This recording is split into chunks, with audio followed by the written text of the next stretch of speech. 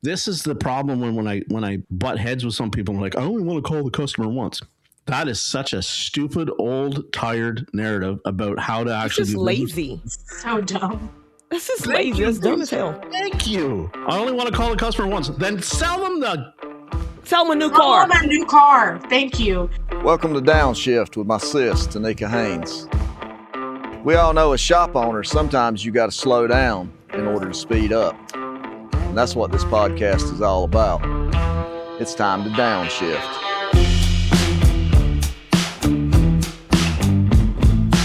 My goodness, this is kind of cool. I like your shirt. Thank you. That's promotive. Nice. Promotive, yeah. Yeah. I do like those shirts. We love some promotive. That's my family right there. Those girls are cool. They're awesome. Lisa is the sweetest human on the planet, maybe second to Tanika. Samantha's fun as hell. Yeah, she's so sweet.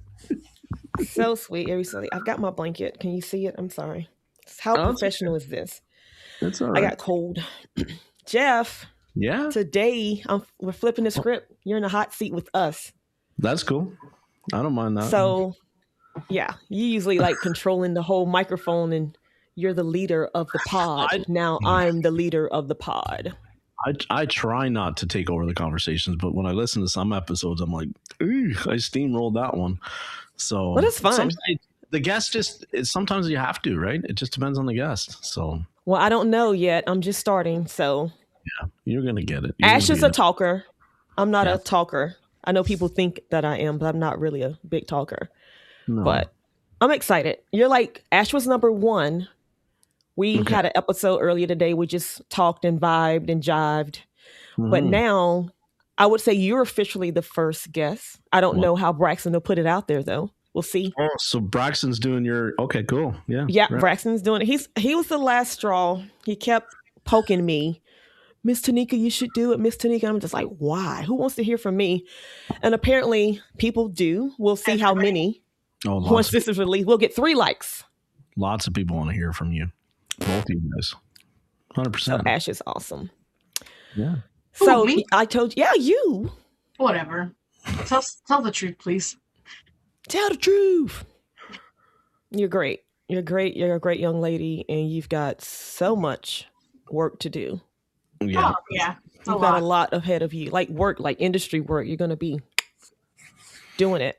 I think you're sitting on something very, very, very groundbreaking. So yeah. I think that's a good thing. And I think that's what it needs. And, that kind of development in the industry, I think is really like it gives me hope and motivation. But at the same time, I have to remind so many people, like it's still being used by like maybe 5-10%, you know what I mean? Of the whole industry. Right. So they're scared.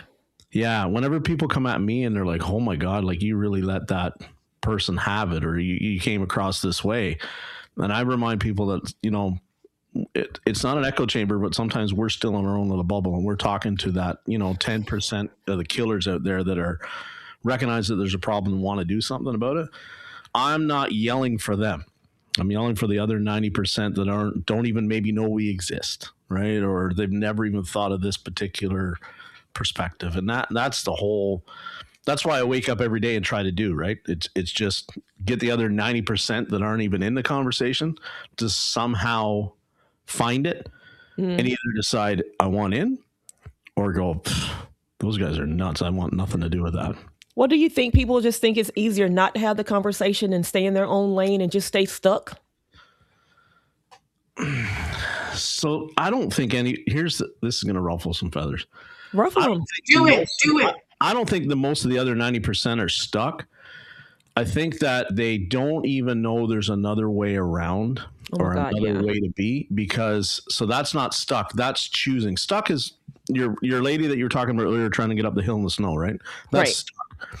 If you don't even put the damn thing in drive, you're not stuck. You're choosing to be part, and there's a difference. And the people that won't look at this industry as needing an improvement, either because they don't want to see it or they think that it can't, or whatever excuses, and I've heard them all now. When I used to sling some of them. How do I say this the right way? Don't say it the right way. Just say it. Just say it. I don't care if we pick them up and carry them along, but I'm going to grab them and shake them and say, you're effing up. Yeah. Right. And whether you choose to follow or not is cool. But at some point they're going to have no choice. They're either going to go away or they're going to pull up their socks and get to work, because there's nobody's stuck. I see these same conversations pop up week after week after week. You know, I took this job on, I should have never done it, and how do I handle it? The time to have the conversation is already passed. We shouldn't even be. The right way is do what's right, as Sherwood, my guest, said. Just do what's right. Right. The conversation when we should have had it was before that car ever got booked in. Right. The intake process. Well, even the vetting of the customer process, right? Right. And you know, so much of this comes back to there's still so many of us operating that they need every car that they can possibly get just to pay the nut. And I understand struggle, but man, if you're turning around in the next minute and you know, emotionally discounting, or you're not marking up your parts, or you're letting customer supply parts, then I don't want to hear it. You got none of my sympathy, none of my empathy. You're just choosing to not take that first step. And you know, it's a choice. Yeah, it really is. Some people take the first step, which is working with Golden Hour Garage. We write their estimates, but then they go, wait, but this is way higher of a quote than where you sell. Yeah. You said you wanted to have this so that you didn't have emotional discounting, and now you're complaining because the price is higher than what you expected. Of course it's going to be higher than what you expected. Your people have been discounting and discounting and discounting. And pissing off the techs in the back because they're doing the DVI. All right. You're not presenting like, she loves me, she'll forgive me. But I have a service advisor, and a close ratio was dropping or whatever. And she was like, well, I want to improve the DVI process. I was like, well, maybe we should focus on selling what we've got first. That's a trigger for me. Because if I go to the back and tell these guys to do one more thing and we're not closing, I know what I would say, and I'm the boss. Yeah. So, but she got it. So I think people have to be open. I don't know what in the world that was. You have to just be open. And some people just get in their own way because they're just got the blinders on, man. You're the problem. I always think, and if I have a problem in the shop, that I'm the problem. I will make sure I look at myself and I look at the process, and I'm trying to figure out, am I asking too much? Am I asking the wrong way? Did I do this wrong? What did I do? And if I can't find any error in myself, of course not. Then, we'll look for the rest of the situation. But most of the time, it's the owner is the problem. I think if you fix the front desk, the back works perfectly. Not perfectly, because you still have some techs that are just terrible, but not that many. And it's human nature. Like, everybody's going to make a mistake. Unfortunately, when the tech makes a mistake, it normally costs more money than or can cost a lot more than money than if we forget to put on a part on the invoice and we had to eat it. You know what I mean? That's money. Yeah. When a tech makes a mistake, somebody could get hurt. Exactly. Your whole reputation could be flushed from a simple thing. So that's where it's always been like, for me, I have so much respect for people that are thinking forward in the front side of the business. But for me, it's just like the liability is, it's my business. I get it. Yeah, but if I have an accident happen and somebody dies, I carry that for the rest of my life. Yeah. Yeah. As you would too, as a shop. As a shop, but as a tech, that would have to be a lot more personal. I never thought about it like that. Yeah. It's different. Yeah. If you're doing your job right, and if you're doing it right for the right reasons, because you want to be proud of your work. I've seen mistakes happen where somebody comes out and goes, Mrs. Smith is asking how much longer in this, and he's in the middle of torquing a wheel, right? And he, proceeds to, because they come with two questions, never with one. So you stop torquing that wheel, and then they ask you the second question, and you go like this, and you walk over and you go do something, or you take them out and show them the part in the parts department that they need for the second car they're asking about. Guess what happens? You're 10 minutes gone. You walk out, you put your torque wrench away. 3 of the tires didn't get torqued. Right. I remember I had a tech, and I'm sorry. I have a bad habit of wanting to finish the car, and I closed the hood on the car, and he was not finished. That was his indication that I'm done with the car, and I closed it. And so I guess he's thinking, I must have closed the hood. I'm done. But he wasn't done. So that happened years ago. That like happened my first year of running the shop. And I can't remember exactly what the result was, but I learned to never close the hood again. We're not rushing this. Let him focus on it. Because like if I go back there and ask 3 questions and it's like you said, did I torque that? Did I not? Whatever. We're putting too much pressure on him. And that's another thing. What do you think about... I lost my train of thought, which is going to happen a whole lot on this podcast. I was going to think, like, what do you think is the best way to fix the communication issue between the front and the back? Are you asking Ashley or are you asking me? I'm asking, well, Ashley, I want to hear both sides because she's worked the front. You've worked in the back, and I want to stay out of it as the owner. Ash? Well, I know, right? The problem with my take is because without going into a whole nother hour episode like the last one, and re-explaining, I did go to technical school because I love working on cars and I always have, but I wanted to know the proper way to do things, not just the self-taught and the dad taught me way. And I strongly felt like if I was going to be a service manager and manage technicians, that how could I tell them to do their job if I didn't know how to do it? So I was joking with Tanika recently, like I was essentially one course away from the master technician certification, which we all know through a school is not a real master tech, just on paper. So I am an ANSI certified technician, but I don't work in the back. So I do work in the front. I would occasionally run out and help, like when they needed something. I've done many, many, many brake jobs, many, many flushes, tune-ups, minor stuff, just to help close stuff out for the week. But I don't work in the back. So for me, we're talking about communication, right, Tanika? That's what you asked? Yeah.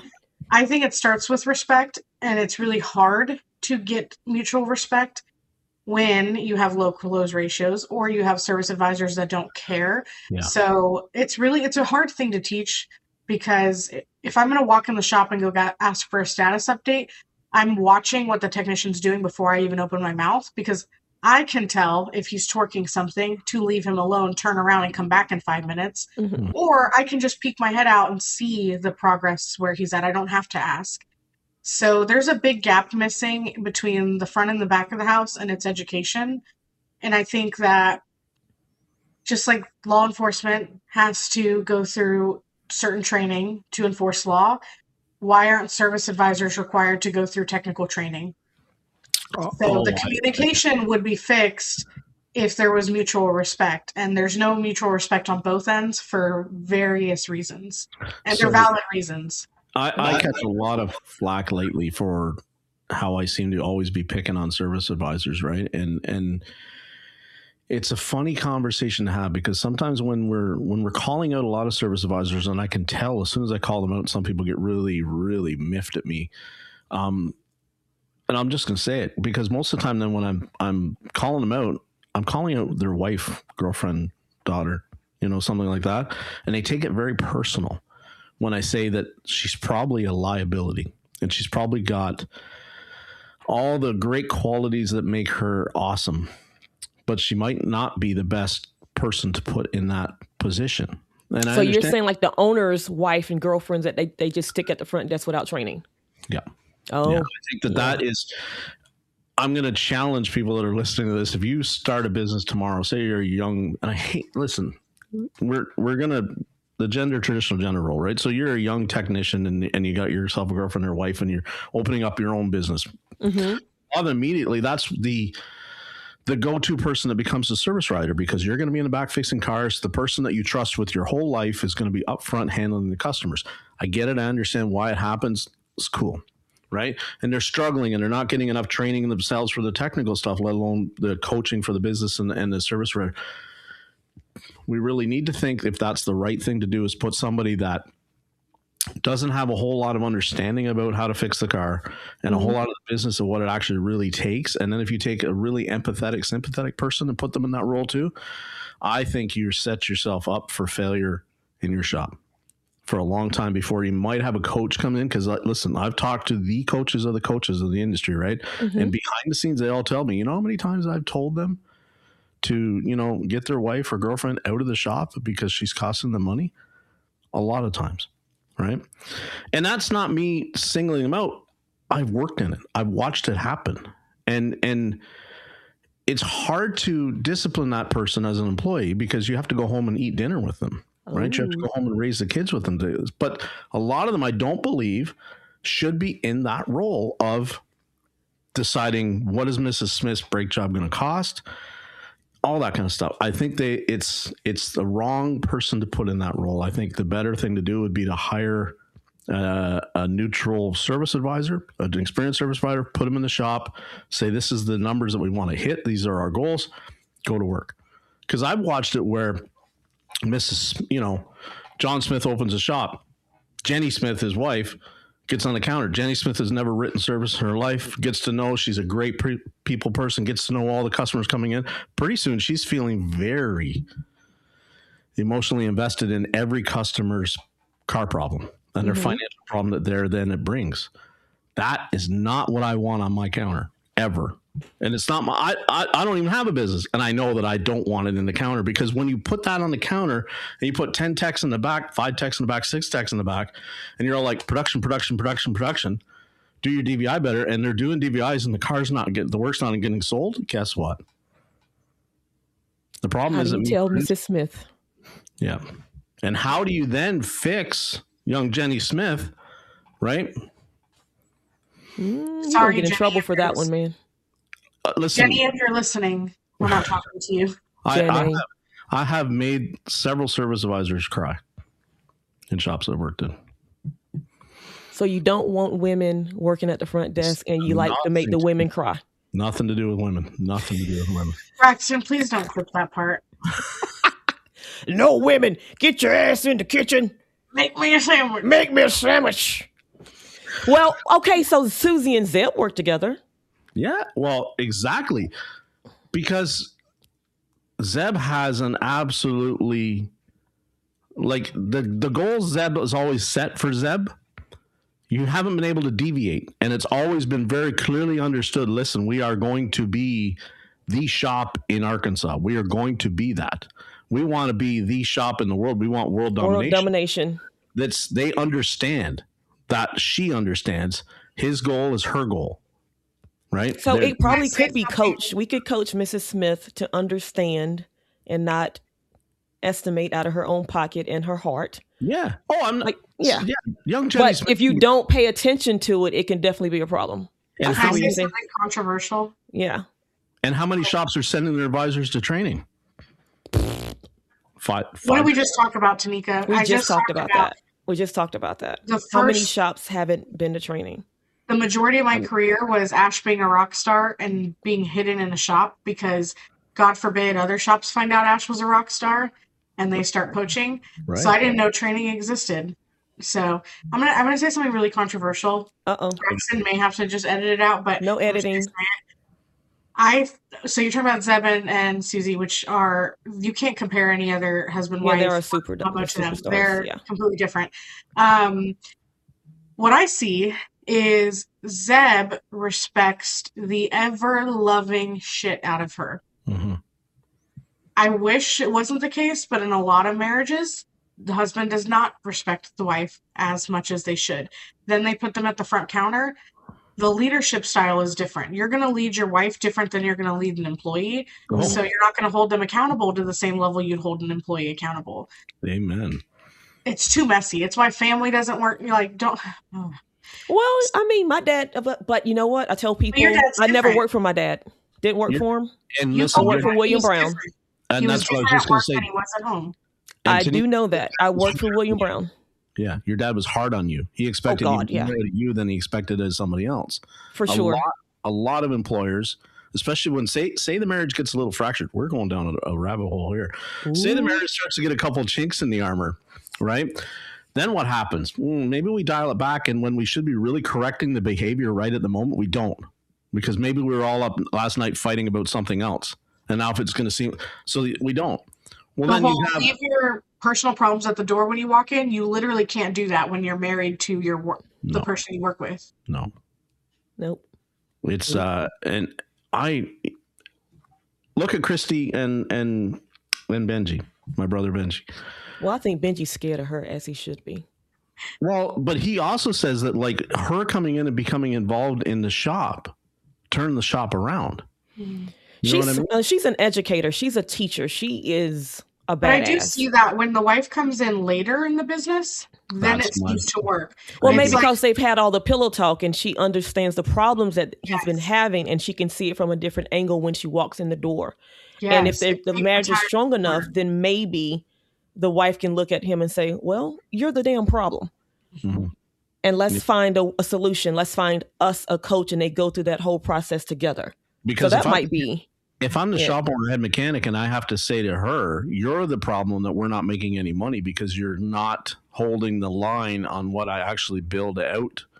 And you gave her $50 off, or like we had it in policy that we don't install customer supplied parts, but we had a customer come in twice with customer supplied parts. Now it's written in the policy that shouldn't happen, but why was it happening? Because she was cute and it was a little old lady. No, it was not. Needed help. It was a middle-aged man with a Kia. So I tried.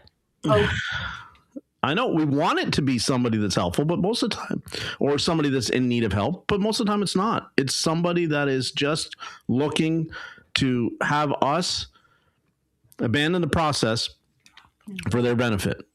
And they won't be back. Yeah, it's my business. I'm in charge, right? If you don't like my process, that's okay. No hate. Well, people don't know how to tell people no.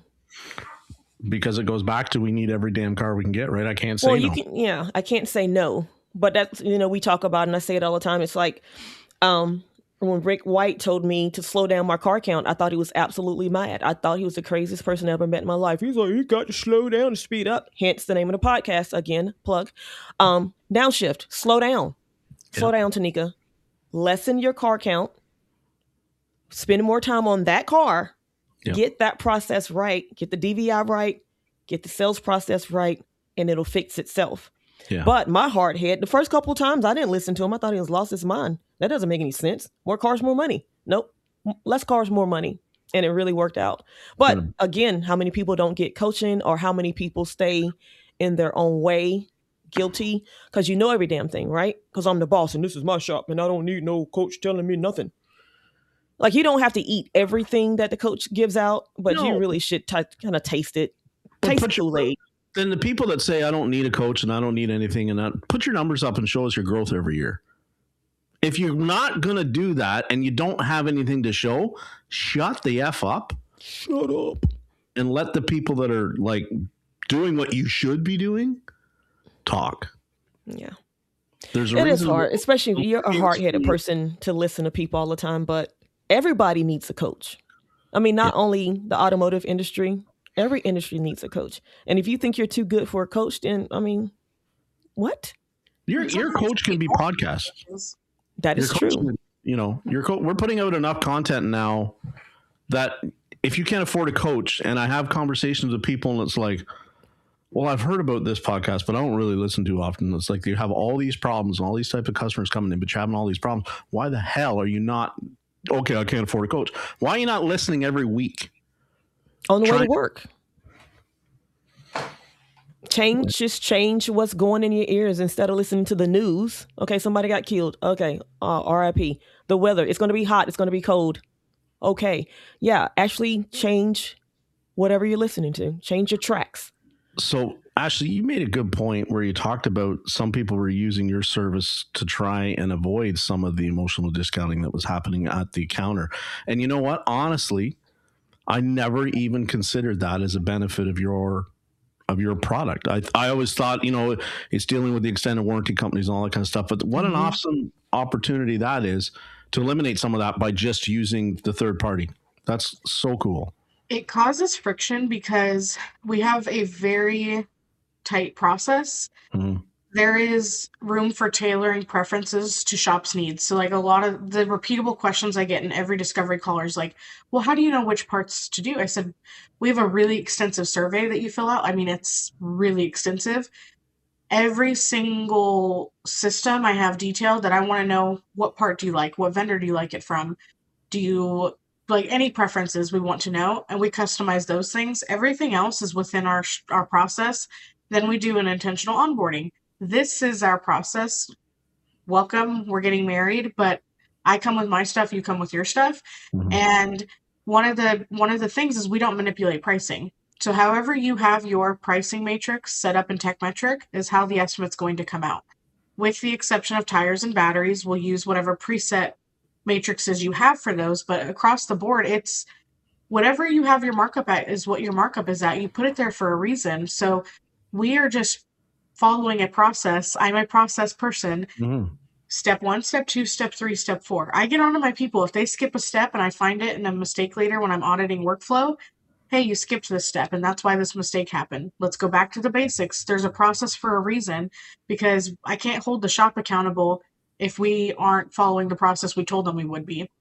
So that's a big part of it, but it causes friction because they're like, well, I know, but sometimes we just round down on this anyways. And I'm like, I'm sorry, we won't.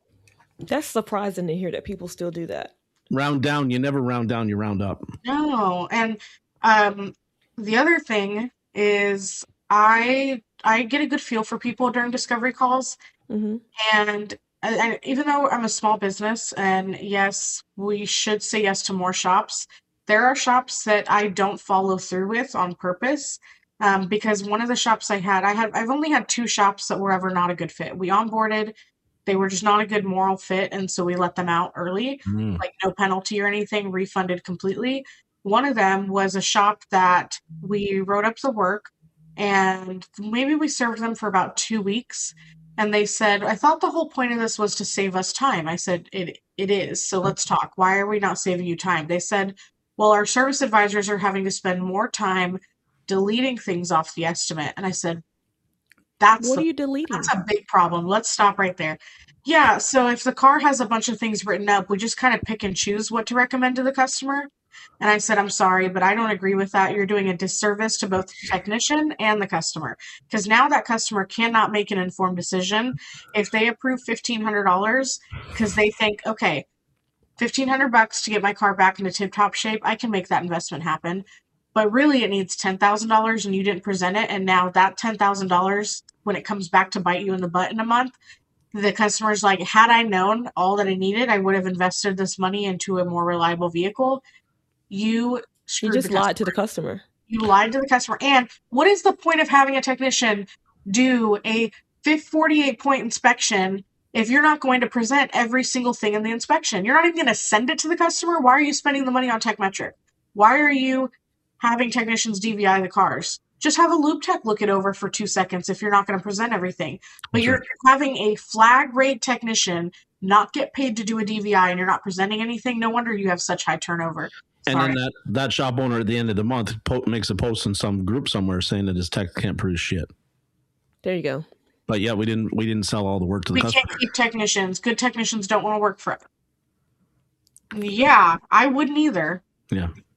Yeah, that's my whole thing with flat rate, right? Like where it's everybody's like, oh, you won't work it.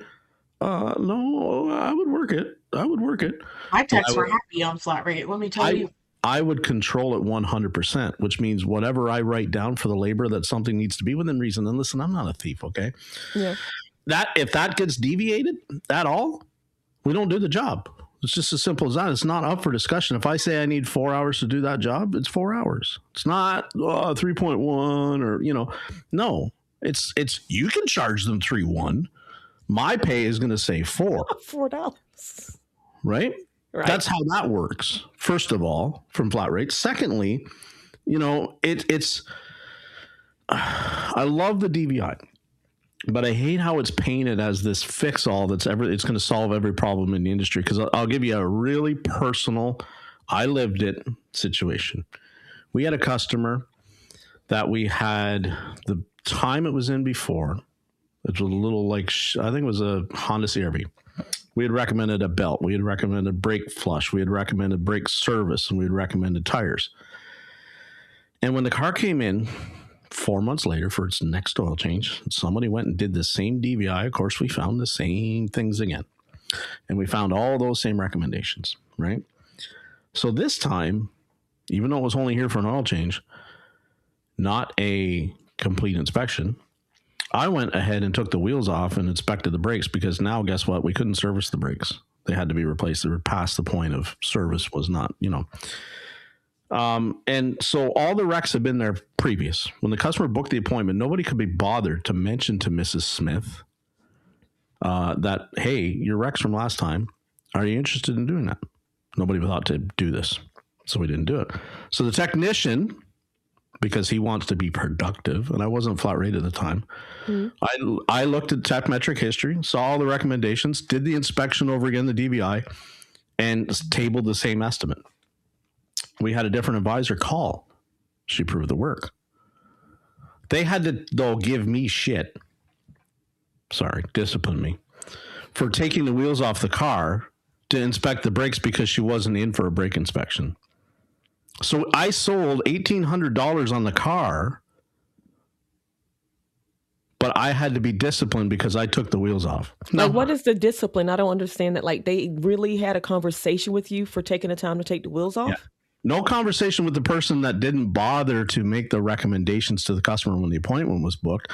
No conversation was had about maybe this is the process we should adopt going forward, is whatever recs were made on the DVI last time, we should make sure that that's in the conversation for this time so that we don't have... So when I see people talking about the DVI, I'm going to tell you right now, outside of the shops you guys deal with, this is the very real reality of why it does not work a lot of the time, because it's being failed on the front. So the DVI does not fix everything for the technician perspective. It will fix a lot for the shop perspective if you have strong advisors that convert an inspection. Because otherwise, on the third time that it comes in, that's my rule, right? Like if I look in the history and the work has not been done and it's been recommended twice, 2 other times it's been there, the third time I'm not doing the DVI. They're getting the oil change that they came in for, and they're going out the door. And I'll pull in the next one. And when they go, you don't have a DVI, I'll go, it's the same as the last time. And see, they hate that, right? They hate that. Well, it makes sense. I'm like, dude, we told you this before. Like I told you before, just copy and paste. Yeah. And it's bad, right? Because it seems like but it's like everything else. We talk in this industry all the time about this fixes this and this fixes that. This is all systems, and like you two ladies know, it's a process of several variables working together at once. If you have a weak link, throw the frickin' process in the trash and continue doing what you're doing, because it got you at least this far. If you can't accept that I need a killer as an advisor, I need a killer technician, and I need the two of them to work together, and I don't need somebody getting in the friggin' way of both of them, then it works. And that friggin' person getting in the way of both of them is somebody that's empathetic to, oh my God, I can't believe this is such a higher amount than we normally charge these customers. Yes, and? Do you want growth for 2026 or not? Isn't that what you want? I thought it was. Yes, so do you think the technology, like we've got TechMetric, we've got the DVIs, we have Detect Auto, we have all these great things going on. We've got the podcast. We've got so much information. Do you feel like it's getting better? Is the communication gap getting worse? Or are we just talking really, really loud about it now? Like it's just everybody's talking about it, nobody's doing anything about it. Go ahead and say something, Ash, and then I'm going to drop it on you for 2020. Yeah, let's do it. If you throw a wrench in a car, does it fix the car? No. So if you are handed tools to help fix your business, how do you fix the business? You use the tools. Sure. Then this is the bit I can get on a whole soapbox about it, but like I had a shop that's really struggling. They asked for my help. I offered to go in for a week, go into their shop for a week. I have a whole process Monday through Friday on how I can help turn their shop around and grow them by $500,000 in the first year. Love it. I'm talking bare minimum $500,000 in the first year. Well, they came to, well, I only want the DVI portion of your training. Okay, here you go. Here's the DVI portion, which I have a great resource I've built on how to do efficient DVIs in 15 to 20 minutes as a flat rate tech, because we didn't pay for DVIs in my shops. And I had a great relationship with my technicians because we sold all of the work, so they didn't mind not getting paid for it because they got paid for it later. So get them to do them in 15, 20 minutes, but it doesn't work if it's not getting sold. So that's why my training is a week long, and it's every aspect of the shop. Everything from teaching you how to scrub the toilet better to how to do a DVI better, because it's all part of the process to fix your shop. You can't just change one thing and then expect your shop to flip upside down overnight. So anyway, please take over and let me stop talking. Uh-oh. I'm going to say it. For 2026, you people that are listening, and I've said it before, but I'm going to really say it now. I challenge you. Don't send your text to training. Send your flipping advisors. You work the front But they counter. can't leave the office, because if the advisors leave the office, we have to shut down the office and we're not going to make any money. Well, then, no, because we bring the whole team to these training events, right? But I mean, I can tell you that if we leave... Here's where it's going to go. You close your shop, don't you? I close my shop. We close our shop for training. We go to ASTA. I wish there were more trainings closer, but yeah, we close. Everybody's gone. But see, because the knowledge they receive, it's just like, I adore. It's probably not the best word, but I love going back to one of my tech's work area, and he's got notes that he's taken from each expo on his wall. Yeah. He's taken pride in his education. I love that I hired a tech maybe 2 weeks before ASTA this year, and he's been in the industry, I want to say, between 8 and 10 years. He kept saying, I have never had training. I've never had training. And he worked as a service advisor, as a manager, and never had training like we put on at an expo. Because we just think it's about soft skills. Make the customer smile, make them feel good. It's got F all to do with that. Right. It's not about making them feel good. Shocker, it is about making them understand how the severity of what they're bringing here when the brakes are not right or the car sometimes doesn't want to start, the severity of that, and then you sell that to them. You have to make them understand. You have to communicate the consequences and the repercussions. That's what a powerful advisor do. We want to sign up techs every day and take little 5-minute tests and all this stuff on what did you learn today. Do we do that for advisors? Yeah, the programs are out there, but I bet you if you asked, you're going to say that every shop out there is like, I got to get all my techs signed up for this. Let's get your advisors signed up. Oh, they don't have time. It's so busy in the morning. You know, like I got 20 drop-offs and 4 waiters, and they don't have time to, man. Yeah, so next month he's going to Atlanta. Yeah. Why do technicians expected to do 40 hours of unpaid or paid training? You know, that's the number that gets thrown around, right? I want all my techs to do 40 hours of training next year. Right. How many hours of training should some of the advisors be doing next year? Hundreds. Because they got a lot of catching up to do. Right? Let's look at some of these DVIs, and I'll tell you, because I talk to, again, technicians all over the industry, right? Some of them in the dealer realm. Their DVIs are so thorough, so polished, so submitted to the customer. The advisor's not doing anything. Nothing. And the client is saying yes to this, just how David Roman talks about it, right? Yes to this. The technician in the bay gets the authorization, goes and gets the parts, puts them on the car. Never spoke to the advisor. The advisor didn't even necessarily speak to the customer. All done through the DVI, all done through forwarding. Why is that such a great tool? Because we take the emotional element out of it. So we don't get somebody on the phone and go, oh, Mrs. Smith, I know, you talked about your mom's going in the hospice and money's probably really tight and all this kind of stuff. But like your Jag needs 4 tires and brakes front and rear. Buckle yes or up. No? Yeah. Buckle up, Mrs. Smith. It's going to be $5,000. Instead of having that conversation and bringing the emotional empathy into it, the technicians in the back is pointing, going, these are shot, these are shot, these are shot, these are shot. Here's your evidence that it's shot. Here's the evidence that it's your car. Somebody's going to send you a estimate. Have a nice day. And then they wait. This is why that's such a powerful tool, because here's the thing. The advisors, if they're not being trained on how to separate themselves from that where it can go sideways, I don't want them. I'll spend more time doing a DVI. I'll go out and sell the work myself. I have done it a lot in my industry. Get out of my way. I'll sell it my damn self. That's right. Ain't nothing wrong with that. There is nothing wrong with it. How are we going to listen? I want to change your name. We're going to change the name of your podcast. Let's Google it. What's the opposite of jaded? What is it? Oh, I know. The happy mechanic. How do we turn you back? Have you ever been unjaded? Is that a word? Unjaded mechanic. Like, who was Jeff? I told you I was going to ask you, who were you 20 years ago? You told me you were mean. I was the kind of guy that would grab a parts guy by the shirt collar and pull him over the counter if he was lackadaisical about getting me the parts, because I had 2 advisors, 3 customers. Yeah, they were screaming about how come this wasn't done yet. I was that guy, right? Because I mean, if you tell me I'm going to kind of still sound like that guy sometimes, though. I can still be that guy. I have to work every day to keep that guy from coming out. The mental gymnastics I have to do to unprogram myself from a flat rate life is still an everyday challenge for me. And people don't see it. They're like, oh, he seems pretty relaxed now. Every little thing that I still see go wrong, where I feel my advisor or parts or whatever doesn't, it wants to trigger me. Because in my brain, I'm still clicking off 1/10 at a time. 6 minutes, 6 minutes, 6 minutes, 6 minutes. So you have flat rate PTSD. Yeah, right.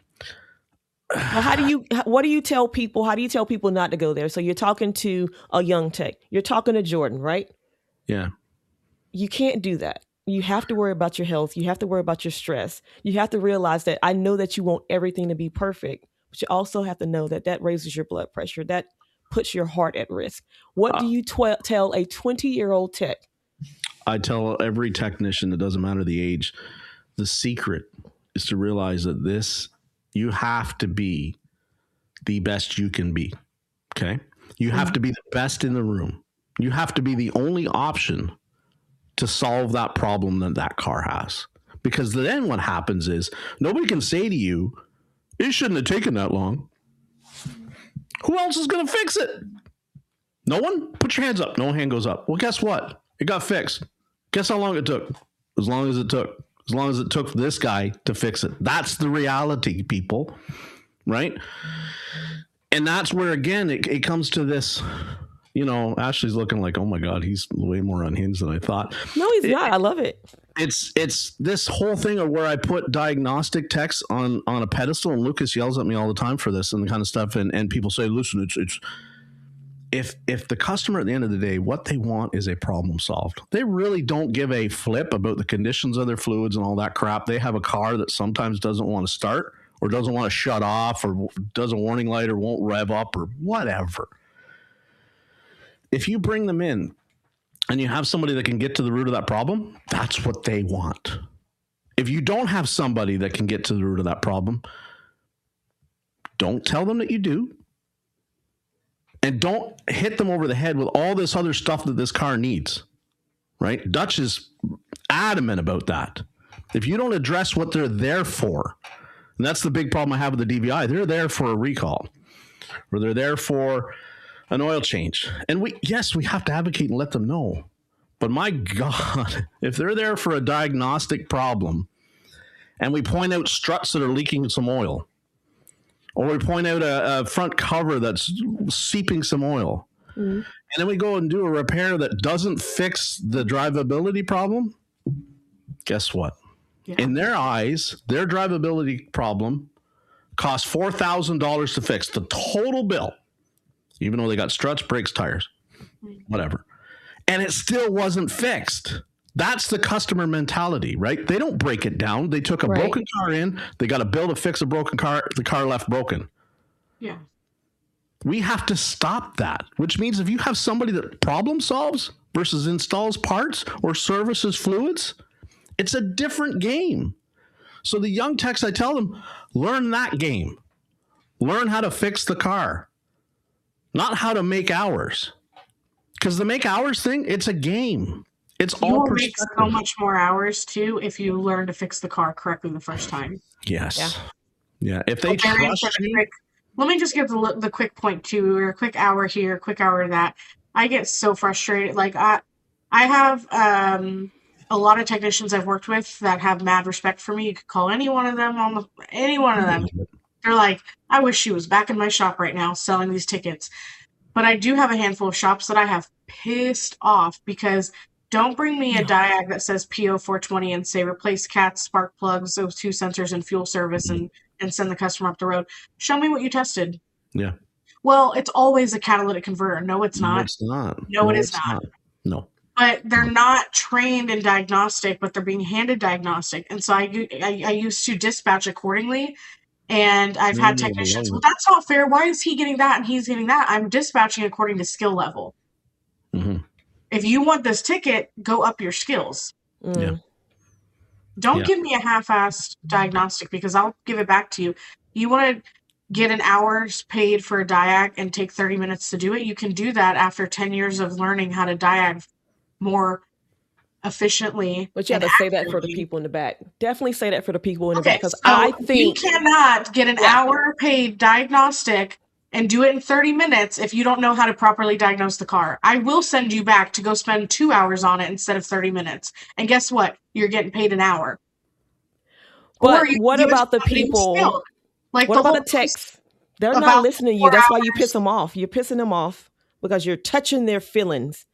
They know what they're talking about. What about these techs that will know what you're saying is absolutely right, and they don't know what the hell they're doing, and then they go listen to Jeff, and they pick out one little smidget of what he said. They're like, yeah, I'm right. And like, no, you're not right. You didn't listen to the whole message. You're listening to the little snippet that came up. Listen to the whole message. Dude, you're the problem. He's not talking about you. You're not a great tech. You don't know what the hell you're doing yet. So you don't qualify for that conversation yet. I told you about that. I'm so proud of you. Use my word. Yet. I have it. It's right here. I have to use that word a lot more too. Yeah, I want you to make the most money you can possibly make. I do. If there is any person on the front counter that's a bigger advocate for technicians, it is your girl. Mm-hmm. I want 6-figure technicians all day long. Go make $200,000, $300,000. You've earned it if you've earned it. But you're not going to get that by handing me this, replace the mass airflow sensor and retest. Well, why does it need a mass airflow sensor? Yeah. Well, Identifix says, no. Ashley says go do it again or give it to a different technician and you lost that hour. Sorry. What about the technician that, like, you got an hour sold and their average time to do the diag is about 80 minutes, but they have 0 comebacks?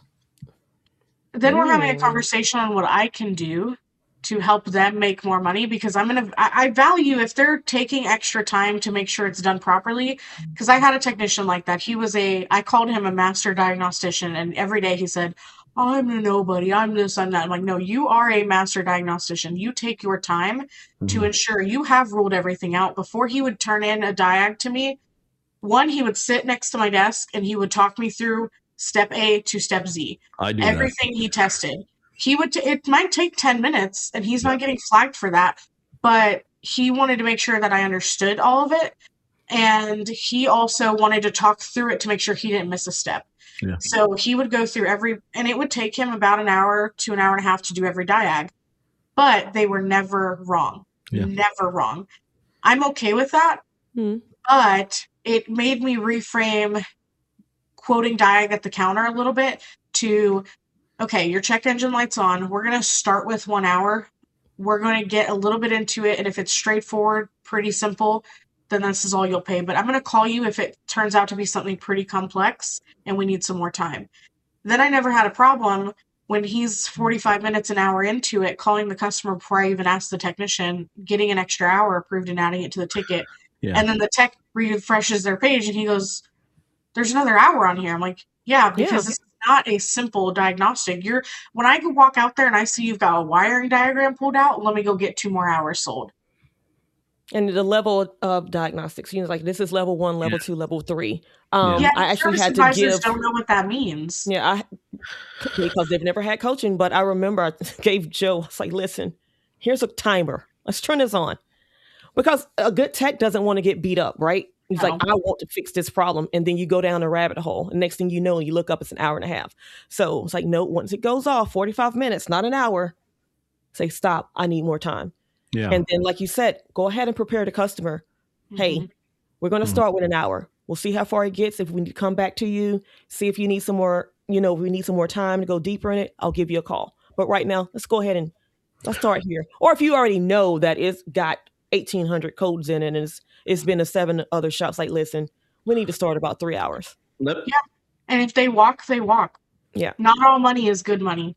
Exactly. Let me bounce a scenario off you two fine ladies, because you both probably have seen something similar. So you get a car come in, has a check engine light on. Customer says, I'm there for a check engine light diag. Customer shop pulls it in.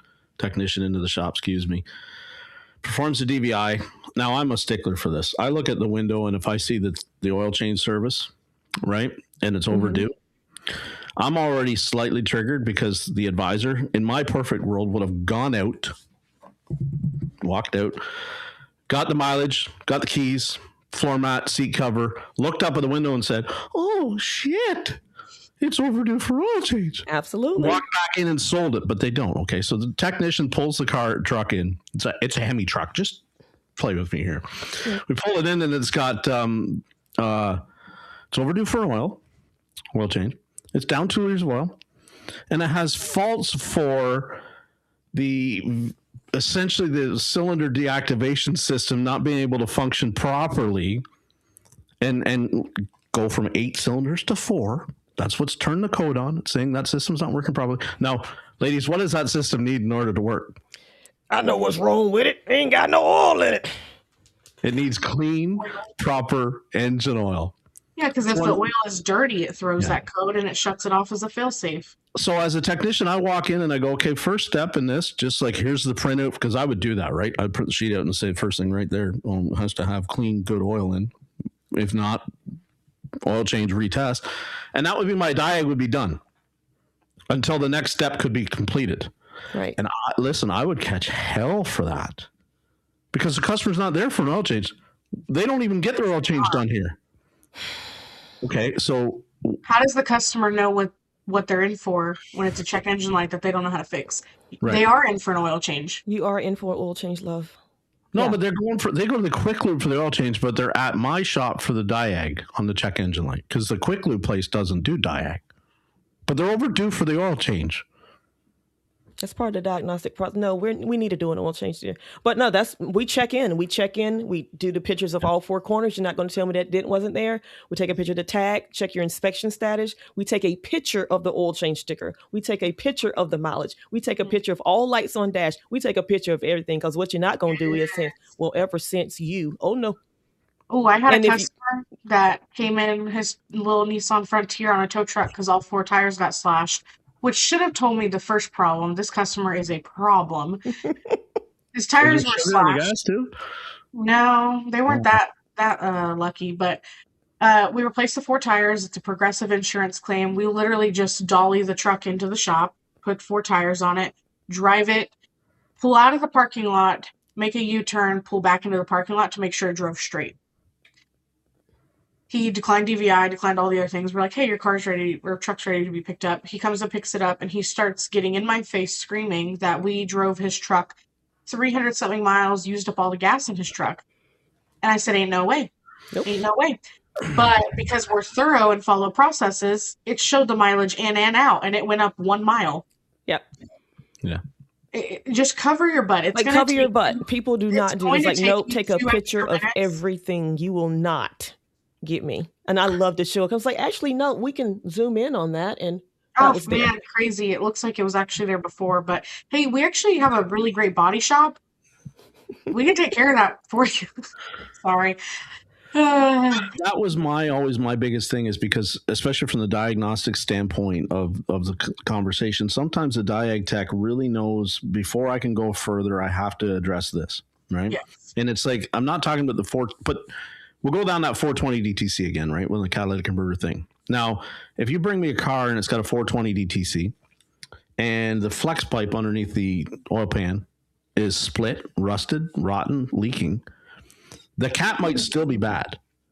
But if it's sucking air into the cat ahead of it, unmetered air diluting the oxygen sensor signal, we have to repair the exhaust before I can then test the catalytic converter further, right? So it's one of those things where I've always been hard to deal with from the advisor standpoint because I flood them with knowledge and accept it. And testing results. No, they don't want to. I would love to just learn all the things because I'm not very technical. I knew that though. It breaks the norm, right? It breaks the norm. I'm going to give you every scenario likely that could be happening here. Yes, you might need a cat. I need to know how long has the light been on? Oh, it's been on like 9 months. Okay, cool. How long has the exhaust been leaking? They only just started hearing it 2 months ago. Okay, we could still have a bad cat behind that. But first step is let's fix the exhaust so that all of the pollutants that are supposed to go through the cat are going there so the oxygen sensor can measure them properly and then give us an evaluation of what that cat's doing. This is the problem when I butt heads with some people. I'm like, I only want to call the customer once. That is such a stupid, old, tired narrative about how to actually do lazy. So dumb. This is lazy. It's dumb as hell. Thank you. I only want to call the customer once. Then sell them a new car. Sell them a new car. Thank you. Sell them a new car. No, we had used the words. Okay, this is where we need to start. We have to fix this exhaust leak first, bro. Yeah. All right, and then we'll get that done and blah blah blah. All the things that Jeff just said. These conversations are what have made me the way I am because like everybody thinks that I'm like it sounds so simple when we talk to the 5% of the people in the industry that actually listen, but it's the other 95% that I tell technicians to go work for, and they're not in these conversations. And they're. I had a guy message me yesterday, said he's had the worst 2 weeks of his career. He's just recently got his license, which up here means he's a master technician, and he feels all of a sudden like he can't fix a car to save his life. He's had his butt kicked all week. I don't know what. I'm going to talk to him tomorrow. He feels like he might be burnt out. Maybe he isn't cut out for this. Now, to get his license, he's at least 5 years invested in the industry, at least 5. Mm-hmm. But now he's feeling all of a sudden like this might not be for him. Mm. And so when I talk all the time to these young, and my phone blows up now, like it's absolutely ridiculous with how many young technicians are calling me saying like, I listen, oh my God, blah, blah, blah. It's a lot. But sometimes it's really hard for me to go out and say, yeah, just like tough it out or it'll get better, bro. Because like, man, until some of these shops get with it, it isn't going to get better for them. And that's hard for me to be this advocate for them because I like. That's your assignment though. Like, do you realize how many techs see you as their voice in the industry? Like, I know you probably didn't sign up for that, but that is actually, that's part of your ministry, dude. I'm so sorry. Oh God, no. Yeah, no, I did not. You did not sign up for it, but that is your job. Well, it's my job. That is your job, my son. It's the way. And I mean, I'm proud that people have chosen me to do that for them. I really am. I take pride in that. Yeah. But man, like the obstacles I'm facing are not like the technician's competency. People are like, oh, average technician can't solve shit.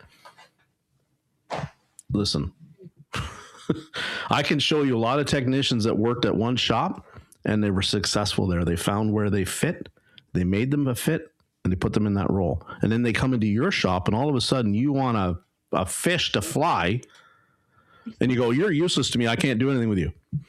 What did you provide for them to learn how to fly? Nothing? Yeah. Well, they're ASC master certified. They should be able to fly by the damn self. He's the ASC master certified. He should know how to program everything that comes. Wait a minute. Whoa, hold on. Things are changing every day too. Like let's be for real. Yeah. Our technology is ever changing every single day. So you need constant training. Go look at a 2018 Chevy Silverado and then go look at a 2021 Silverado, and it's only 3 years difference. And look at the difference in technology in those two trucks. Yeah, completely different machine. Can I piggyback off of what you were talking about? Yeah. You're talking about the vehicle that came in for a check engine light, and the first step was an oil change. Yeah. So I've had training service advisors how to be confident and firm in the diag, like keeping the diag on the ticket when we didn't have to recommend a fix. Right. Like a real fix. That is a whole thing I could do a TED Talk about, but if you brought the car in, you started the diagnostic tree, and the first process of the diagnostic tree is the oil condition, and you fixed the oil condition, and then you completed the diagnostic tree, and it turns out that the oil change solved the problem, yes, you get an hour diag. That's right, as you should. Yeah. Yes, you charge the customer. So people take that off the ticket? And yes, every day. Oh my God, I need to meet these people and I want to slap them right upside the head. Yeah. It's like when I hear this stuff, it's so unbelievable. I'm like, am I doing it? Like, are people doing They're like, this? oh, but the customer's not going to understand. We just did an oil change. Then make them understand. We didn't just do an oil change. Thank you, Ashley. Thank you. Make them understand. It's the service advisor's job to make them understand. Advise. I hate sales rep, blah, blah, blah, service writer, blah, blah, blah. Just stick to advisor because that is your job. Advise the damn customer. Yeah. It goes back to my statement. Every service advisor should be in technical training. Yeah, because here's me sitting here in the back in the technician, right, who's working flat rate and judged on his production. If the customer is pissed because they got a $150 diagnostic charge because they let their oil change go too far and then went to the shop just for a diagnostic and not bothered to think about the oil change that's overdue while they're there, life sucks. Get a helmet. That's called a lesson, ladies and gentlemen. Next time, change your oil on time, baby. Hey, guess what? Actions have consequences. Welcome to adulthood. Yeah. It's the same thing when people bring their car in. Oh, it's not running. It won't start. And you figure out it just needs gas. That's all it needed. Yes. You're going to charge me for that? Yes. You just wasted my damn time. I put gas in it and then I continued to test to make sure there were no other issues. Yeah, you earned that diag. Yeah. And that's so Tanika and I were talking on the last episode. One of the things that I'm big on, and I talk about bringing more females into the industry is great and all, but before I welcome them with open arms, there's process for a reason. And women are very good at process, which is why if a woman takes the time to go through tech school, most of the time she's going to outperform most of the male technicians around her. Because we're very detail oriented, stick to a process. That's why they're diagnostic. They're samurais when it comes to diag. The women are fantastic at it. They never go from the process, never deviate. There's processes for a reason. And the technicians skipping process are the reason why other shops have to give away free diag to make it valuable because so many shops are misdiagnosing. No, and I'm not hating. Sorry, I'm not hating. This is going to get clipped. I'm not hating on free diag. I understand. That up. It's okay. I understand why they have to do it, and I see both sides of it. Right. Auto repair is not one size fits all anymore. No, because there's so many people playing the game by their own rules. As they should, and they can. And you can, but if you don't continue to enforce policies to be followed and processes to be followed, you have those technicians that think they can diagnose something, can't diagnose their way out of a wet paper bag, charge a customer for it, customer's upset, and now the shop says, I need to get cars in the door, so this is the way I can get cars in the door. And all the power to them. They have to do that. The other shop has to do half off oil changes. The other shop has to do $100 off brake jobs. Yeah. Every shop is going to find what works for them to get the cars in the door and earn the trust. I just hate that we've gotten to the point that we have to do that. I hate the whole term of free diag, that I do free diag, because if you're going to say you do it, you have to say you do it 100% of the time. And I know shops that do free diag, a lot of the initial is free. Mm-hmm. But if they find that there's a problem there that is going to need more fleshing out, they are tabling and selling or presenting, whatever you want to say, more additional testing diag time. Maybe they don't use the word diag, but they're selling more testing time. So not all the diag is free. I'm giving them a block of time for free. And Mike explained this to me and all, and I completely understand it, and it worked, and it's good. Do I think it's good for the industry? No, I think it devalues what we're trying to do. It's the same as like Lucas and I had a quite a conversation about how, like, my myth is people should not grab a code reader, scan tool, whatever, and walk out to the parking lot and plug it into the car and tell the customer what it is. Nope. Should in my opinion, because I worked at the dealer where the service advisors learned how to use it, and they would go and get it and plug it in the drive-thru and go, oh, it's just an EVAP code. You can keep driving. And I'm going, I made $1,000 diag and EVAP last week. You should not be telling that customer they can drive on. But even then, what happens when it's never mind. EVAP can be a safety issue, guys. Sure it can. if the purge solenoid sticks open, hello Ford, anything after No idea what you guys talking about. And it floods the engine out, and you can't pull away from the gas pumps, and you panic or do whatever, or like it hello, it's affecting the drivability of the car. It's not like our grandpa's evap system where the light was on, but the car ran the same. Well, and just having a DTC is going to cause other systems to not run at full optimization. So all you're doing is you're prolonging this problem and it's opening a can of worms. So now when your torque converter clutch fails to start working now, and you're burning your transmission up, but you're driving around thinking, the service advisor told me to keep driving because the light's on because it's just a gas cap. Because you're not going to have 5 check engine lights. You have one check engine light. It's not going to pop up 5 different times when you have 5 different codes. They should have different levels of check engine light. Well, no, you should just take your car to the shop when the check engine light comes in. Tanika, they don't look at the lights anyway. Listen, remember my TPMS conversations? They don't care about lights. My check engine light is back on, ma'am. That's your tire pressure sensor because it just dropped 10 degrees yesterday. Oh, my goodness.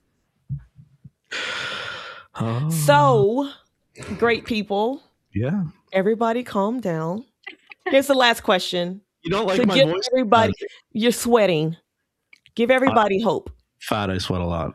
What in this industry actually gives you hope right now, Jeff? All the young people that are telling me that they love fixing cars, because that's what we need. That's what we need. We need more parents to understand that they need to let these kids dream and let these kids make the 6 figures by getting their hands dirty. Dirty hands, clean money all day. Yeah. I love it. I love it too. I loved all the young people in the industry right now. I love seeing them at the expo. That was great. I mean, like Ash, I know you're only like 17, but like you guys just make me so happy when I see the youth. She's drinking wine. She's 21. Yeah. Okay. Thanks, guys. Thank you. So, but yeah, the youth. I would have to agree with the youth. Yeah. In the industry. That's why, for me, it's so important to try and change. Because I can't change the technology. I can't change the prices of tools. I can't. That's all stuff out of my power. But I can certainly change the culture of this industry by telling them that they do not have to accept being treated the way I was treated. Mm-hmm. And listen, I wasn't the worst treated, not by any stretch of the imagination. There's guys that had it way worse than me. The difference was I knew there was better out there. Some of them got into that role and that was their life. And before you knew it, they were 30 years, 40 years at a shop that they went to when they flunked out of high school in 10th grade. And they walked into a shop and they were there 35 years and they smoked a pack and a half of cigarettes a day. Their back is shot, their knees are shot, their hands are shot, and they have never made $60,000 a year. That's the person that I don't want to see anywhere in this industry in the next 20 years. I want them to all age out and be gone. And I want the young people coming in going, I'm going to start at what that old person made. That's my starting point. And if you're not going to meet me there, somebody's gonna. And then they have to build themselves into something that they need. That's the key. It's not about putting parts on fast, people. It is about understanding how to truly fix what the customer is concerned about. Yeah. When you can do that, you can make as much money in this industry as you want because they will trust you 100%. And with that carries a big weight because you're their advocate for their car, for their family, for their safety. But you have to be that level. It isn't about how many hours you produce. It isn't about how much time you made. It isn't about your paycheck at the end of the year. I don't care. You have to be that person that somebody says, that's the only person in this town that I want looking at my car because when somebody else couldn't get it, they got it. That's my person now. When you build yourself up every day and you try to be that, the rest of it takes care of itself. Amen. Listen to Uncle Jeff, kids. I love it. That was perfect. That was a perfect ending. Thank you. 2-hour conversation. I am so proud to be sitting here with both of you guys. Awesome. You guys are great. Ash, we're going to have to do an episode. We're going to have to dig further into this. Yeah, you can get me going talking about shady practices and terrible service. I want to train more advisors because if they listen to me, I can make them really great advisors. Yeah. But the problem is my approach is I'm not everybody's cup of tea because I'm going to hold you accountable. Listen, I'm not either. So. And tell you to like buckle up, Buttercup. Like, oh well, boohoo, move on. Are we still recording? Yeah. Are we still? Yeah, we're still recording. Okay, everybody tell them bye. We're going to stop. All right. Braxton will edit it out. Bye.